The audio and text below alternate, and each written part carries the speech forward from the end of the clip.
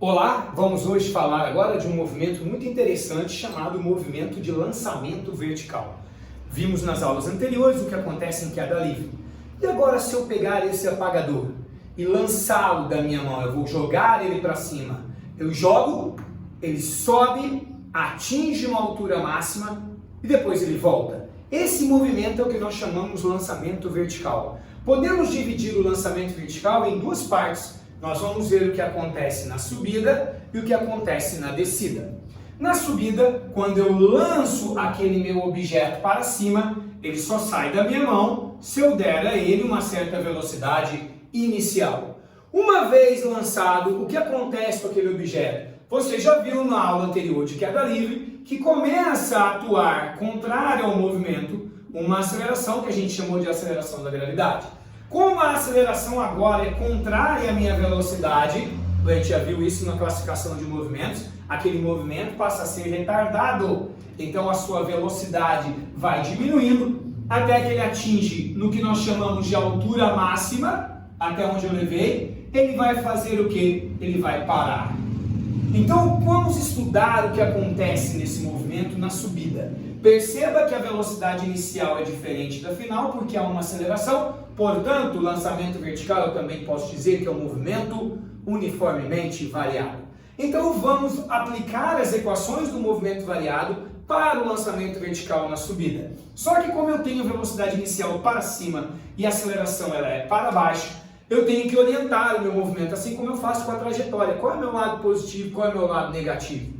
Então vamos adotar o quê? Eu não quero lançar o objeto. Então se eu quero lançar o objeto, vamos adotar o sentido positivo para cima. Então, equacionando o meu movimento variado, lembra da primeira equação dos espaços? ΔS igual a V0t mais gama sobre 2t ao quadrado. Então vamos substituir quem a gente já conhece. ΔS a gente sabe que é a altura máxima, até onde ele vai chegar. Agora, eu tenho uma velocidade inicial positiva, porque está a favor do meu movimento. V0, tempo. Como eu estou trabalhando na subida, eu vou chamar tempo de subida. Mas, agora, a minha aceleração é contrária. Então, em vez de colocar G, eu tenho que colocar menos G sobre 2, tempo de subida ao quadrado.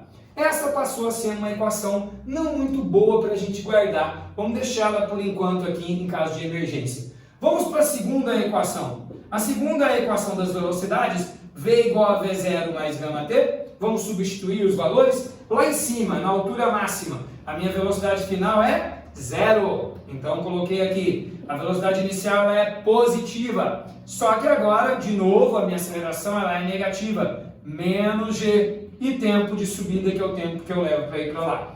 Se eu passar o V0 para lá, ele vai passar menos V0.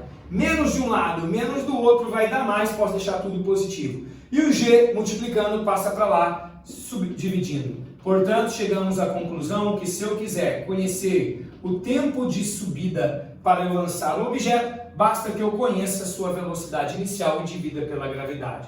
Essa fórmula, por enquanto, não vamos guardar, vamos deixá-la por enquanto aqui. E aplicando a terceira de Torricelli, vamos ver o que acontece. V ao quadrado igual a V0 ao quadrado mais 2 gama ΔS. De novo, substituindo pelo aquilo que a gente conhece. Lá em cima eu parei, minha velocidade final é 0. Eu possuo uma velocidade inicial, mais 2. O meu gama ele é negativo, menos G. E o meu ΔS é o que a gente chamou de altura máxima. O V0 ao quadrado passa para o lado de lá, menos. Menos de um lado, menos do outro, fica mais. Portanto, 2G multiplicando, passa para lá dividindo. Então a gente chega à conclusão que a altura máxima é igual a V0 ao quadrado sobre 2G. Excelente essa fórmula. É a fórmula que nos permite sempre calcular a altura máxima atingida no meu lançamento. Lembre-se que se você não guardar essa fórmula, é apenas aplicar a terceira equação que lançamento vertical, assim como queda livre, é um movimento uniformemente variado. Aí ele vai voltar, atingiu a altura máxima. Lá em cima, agora na descida, ele parte de uma velocidade inicial igual a 0, porque ele vai cair, vai chegar ao solo com uma velocidade final, mantém a mesma altura, ele não sobe, ele atingiu a altura máxima, ele desce, e aí você percebe que a volta, a aceleração da gravidade agora está a favor do meu movimento, então então eu vou acelerar e vou chegar ao solo com uma velocidade positiva. Mas lembre-se, nós adotamos a trajetória positiva para cima, não muda a regra no meio do jogo. Então eu tenho que observar isso na hora que eu equacionar de novo a minha queda livre na volta. Então vamos partir da primeira equação de novo. ΔS igual a V0t mais gama sobre 2t ao quadrado.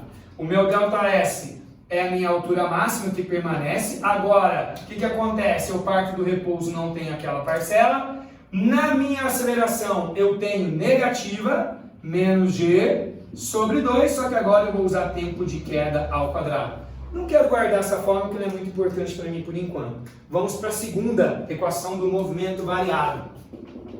V igual a V0 mais gama t. O que está acontecendo na volta? Ele vai chegar ao solo com uma certa velocidade, ele partiu do repouso agora em queda livre. Quem está ajudando ele é a gravidade, só que a gente vai ter que usar menos g, porque foi o sentido que a gente adotou. E agora eu chamo de tempo de queda. Passo menos g, vai ser menos g, tempo de queda, só que agora, lembra, a velocidade é negativa, né? Isso é um detalhe importante, porque na hora que ele volta, olha, a velocidade ela é contrária ao meu orientar do movimento. Menos de um lado, menos do outro. Isso quer dizer que a gente já esperava, que tempo de queda é V sobre G. Olha que interessante. Se eu quero saber o tempo de subida, eu pego a velocidade inicial e divido por G. Quero saber o tempo de queda, velocidade final sobre G. Mas parece que isso está cheirando alguma coisa meio igual. Vamos ver se a gente consegue provar? E vamos finalmente para a terceira equação de Torricelli na volta. V ao quadrado igual a V0 ao quadrado mais 2 gama ΔS. Ele vai chegar ao solo com uma velocidade. Só que essa velocidade ela não é negativa porque ela é contrária, só que ao quadrado ela vai ficar o quê? Positiva. Não tem a velocidade inicial. 2, o seu gama é menos a gravidade e o ΔS é a altura máxima. Agora eu passo para lá, o menos 2G, a altura máxima é igual a V ao quadrado, menos, né? Porque o menos vai para lá. Vamos apagar aqui para ficar direitinho, porque aí o menos passa para o lado de lá. Então vai ficar menos V ao quadrado sobre 2G. Ora, a altura máxima é a mesma. Se a altura máxima é a mesma na subida, eu posso igualar a altura máxima na subida com a descida. Igualando vai ter V0 ao quadrado sobre 2G é igual a menos V ao quadrado sobre 2G. Ora, 2G embaixo corta, 2G corta. Velocidade inicial ao quadrado igual a menos velocidade ao quadrado. Tira as raízes. Primeira conclusão importante nossa. A mesma velocidade com que eu lanço é a mesma com que ele volta na minha mão. Ora, se são iguais, tempo de queda, em vez de V, eu posso botar V0. Se eu botar V0, concluo que o tempo de subida é igual a quem? É igual ao tempo de queda. Conclusões importantes do lançamento vertical. Acompanhe comigo. Lancei meu objeto para cima, como apagador. Ele volta a minha mão. O tempo que eu levo para subir é o mesmo tempo que eu levo para descer, que vale V0 sobre G. Atinjo a altura máxima, que também depende da velocidade inicial. E a mesma velocidade com que sai da minha mão é a mesma velocidade com que volta na minha mão. Então eu posso concluir que se eu gastar, por exemplo, 10 segundos para subir, na hora que deu 2 segundos de subida, ele vai ter a mesma velocidade na volta no 8 segundos de queda. Porque 2, 5 para subir, 10, 5 para descer, 2, 8. O que acontece na subida, acontece na descida exatamente igual. Isso levando em conta que nós trabalhamos sem a resistência do ar. Se tiver a resistência do ar, é outra história. Fechando então o lançamento vertical, joguei o objeto para cima. Seu tempo de subida é o mesmo que o tempo de queda. A velocidade com que volta a minha mão é a mesma com que sai. E minha altura máxima depende também exclusivamente da velocidade inicial e da gravidade no movimento. Obrigado.